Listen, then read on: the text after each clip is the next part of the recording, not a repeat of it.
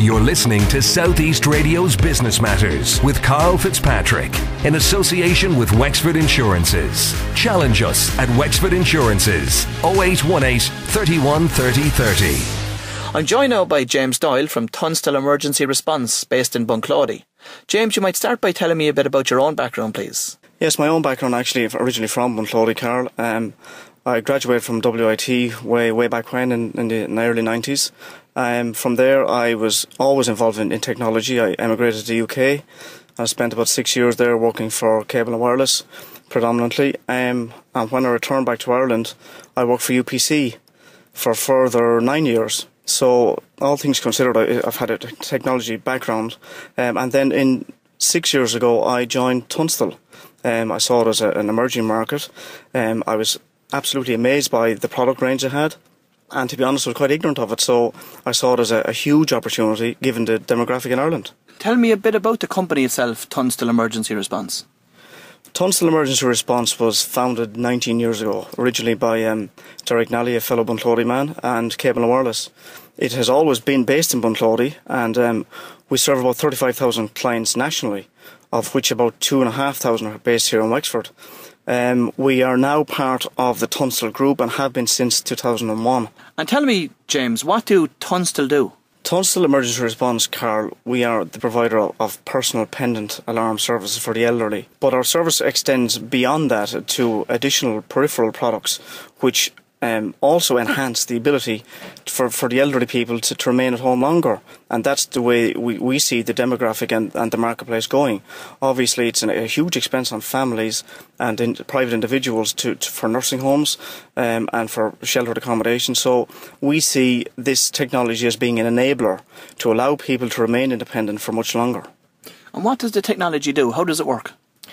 All our technology is manufactured to an EN standard, which is a European standard. It is installed and is all wirelessly communicated via a radio frequency, so it's very unobtrusive. We have passive and active devices, so that they complement each other, and depending upon the needs assessment of the individual, we can install a bespoke package of technology which complements their condition or their situation. For example, Karl, let's give an example of somebody with early stage dementia. We can install equipment in the house which will identify patterns which will either accentuate the deterioration of the condition or alert some family member or carer as to the activities of the person, i.e. an exit at night. We will have a detector which will pick up a door being opened at 12 o'clock at night and not being closed within 30 seconds. We also have equipment, for example, which will identify somebody who might flood a bathroom, who may be prone to leaving gas switched on. I suppose, James, that you could call this technology assistive technology for the elderly. How has that evolved over the last number of years? Yeah, that's correct, Karl. This would be termed assistive technology, and there's been huge developments over the last 8 to 10 years, effectively, and that's been driven by market requirements. I mentioned earlier a dementia package.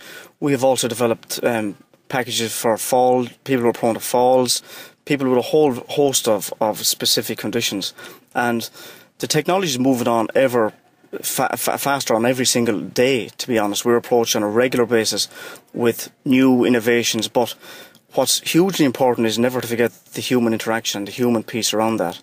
Technology is only a piece of the story, to be honest, and the bedrock of any business such as ours is the monitoring service we provide, and it's something we pride ourselves on specifically. Every government report and white paper I picked up over the last number of years has healthcare as one of the hot topics and hot sectors experiencing growth over the next 10 or 15 years. What's the reason for that? Well, obviously the demographic in Ireland is we currently have a young population, but it's ageing dramatically. We would have in excess of 500,000 people now over 65, and that's set to double in the next 15 years. So those figures are irrefutable.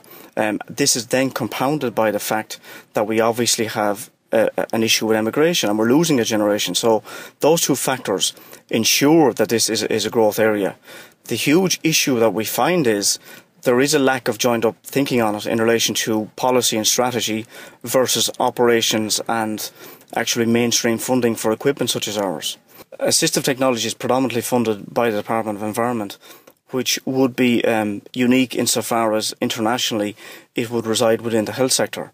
And from speaking to health professionals within the sector, that would be a preference they would have also, insofar as they do not have access to mainstream funding, whilst they're the people dealing at the cutting edge and the coalface of the issues that are out there on a daily basis. So what you're saying, James, is that I suppose the current economic climate bringing about mass emigration has caused an opportunity within the healthcare sector itself for assistive technology, because the elderly's next of kin aren't there to care for them in the way they were before. That's absolutely correct. I mean, our culture has changed dramatically from the Celtic Tiger era, Karl, and unfortunately not for the better in a lot of instances. We are losing a generation of younger people, but alternatively we're also finding a lot of our long-established clients would have been now are at an age where the three contacts they would have listed originally when they took our service on would now also be in their early 80s or even older. And that is a huge problem insofar as when an event or an emergency takes place, there's little point in us and the client doesn't want us to contact an elderly neighbour. Am I right by saying, James, that the elderly out there today, their preference is to stay at home and live independently as opposed to going into a nursing home? Absolutely, Karl. Yeah, a survey I recently reviewed indicated up to 96% of elderly people would wish to remain in their own homes, which I think speaks for itself. The obvious issue is the cost associated with long-term care and the bottleneck which we find within some of our HSE, insofar as there is no mainstream funding available to assist these people, and particularly this week, which is very evident in terms of the cutbacks to home care packages, which would feed into our technology, and we'd have strategic partners in that area. So you're absolutely correct in saying that the vast majority of people would prefer to stay at home. That leads me into another growing area, the home care market. Tell me a bit about that, James. The home care market has grown exponentially, really, Karl, over the last number of years. There are a number of providers in the space right now, and a recent government HSE tender has come to fruition, which has, I suppose, restricted the number of available home care companies who are entitled to provide services to HSE, but there will be a vast number of private operators out there as well. And the issue for the home care providers, and I'm sure they can speak for themselves, is there is a lack of regulation and legislation around the whole piece, which has resulted in such exposés as Primetime Investigates and has generated a bit of negative press for the industry per se.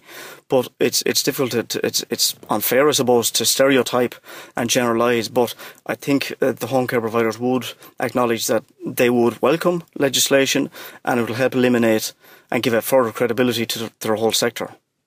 And I know that the home care is funded through the home care package. How does that work? The home care packages predominantly are controlled by HSE on a national and local level. And currently, as I believe, there are 4 preferred providers within each distinct separate area, of which there are 32 around the country.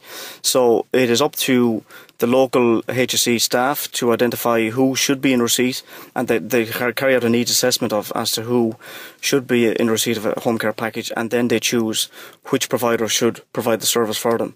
Alternatively, obviously, there are private arrangements in place as well, and ours are supplemented by private providers and some HSE staff as well, which is kind of an anomaly of HSE, insofar as there is no consistency from region to region. In certain areas there will be a large number of HSE staff, and other areas there's 0. So it's one of the anomalies I think that HSE will address in due course. I know that Tunstall is operating across 29 countries today.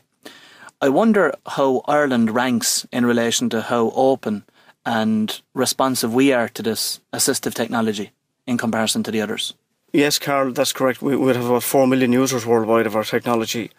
But unfortunately here in Ireland we are slower to adopt. Whilst we're wonderful to innovate, we are slow to adopt technology, particularly in this sector.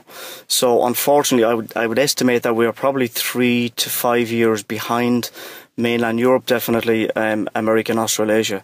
So it's unfortunate. You can travel 3 hours up road to Northern Ireland and they've openly embraced technology such as ours. And unfortunately, due to, I suppose, historic legacy issues, they've never become mainstream here, and that's a missed opportunity in my perspective. What's very interesting, Karl, is that private individuals, when they're faced with a situation, and predominantly we will find that a lot of private families and individuals will purchase equipment from us and have researched it via the internet after an event takes place, and that's hugely welcomed. But the main show in town effectively is HSE. And the missed opportunity I refer to is the fact that they have never embraced in volume the opportunity that exists for assistive technology. We have conducted significant pilot projects on their behalf, of which the findings were absolutely stark and extremely economically beneficial. Quality of life improvements were significant, so it ticked all the significant boxes, but unfortunately they've never advanced beyond that point. I know that the government are committed to the ageing population that we have, and through the likes of the home care packages and everything else. And also in relation to that, I know that elderly people are entitled to a grant to put in alarms at their homes. Does your product range comply with the requirements under that grant scheme, for instance? Yes, absolutely. That will be the main funding stream that's available to us through the Department of Environment. A lot of our customers will be community groups who would purchase social monitor alarms on behalf of residents of their area. Currently, it's just the unit, the main pendant alarm is funded. Previously, there was smoke alarms and carbon monoxide detectors also, but they've subsequently been removed over the last couple of months as funding becomes obviously more distressed. James, the healthcare sector is a sector with lots of professionals working in it, from occupational therapists to public health nurses and so on. And maybe you can tell us how receptive they've been to this level of technology. Yes, Karl. Well, generally speaking, I have to say occupational therapists in particular, public health nurses, discharge officers, they will be a significant stream of referral for us, and I have to commend them because the work they do is absolutely fantastic. The frustration on their behalf, I suppose, as much as ours, is they do not have access to a significant funding stream which would allow them to purchase the equipment directly themselves, and that is a frustration. It slows down the process of them releasing people from hospital who are in a position to be sent home, and also the duty of care that a lot of these people feel for patients of theirs is significant, and it's a travesty that they don't have the opportunity and the wherewithal to put the funding in place to allow them to carry out their job to the best of their abilities. James, as with any growing market, you must be seeing competition increasing. What's your experience of that? Yes, of course, Karl. We would see a number of new entrants into the marketplace over the last 3 to 4 years who would have identified quite rightly that this would be a growing market. But unfortunately, very often there would be a misunderstanding of what actually is involved. As I alluded to earlier, the dynamic of our business is a care centre business effectively. It's not a call centre, it's not an equipment reseller, it's a holistic business insofar as it's a different dynamic. The cohort, the people we deal with are of a different age profile than some people might be used to dealing with. So the balance is, and the difficulty is that new entrants to the market, whilst they're welcomed always to keep everybody on their toes, the difficulty is they've driven price significantly downwards, which is a trade-off between compromising quality, which obviously we can't do, because if you compromise quality in this business, it could result in the death of somebody. So compromising quality is just not an option.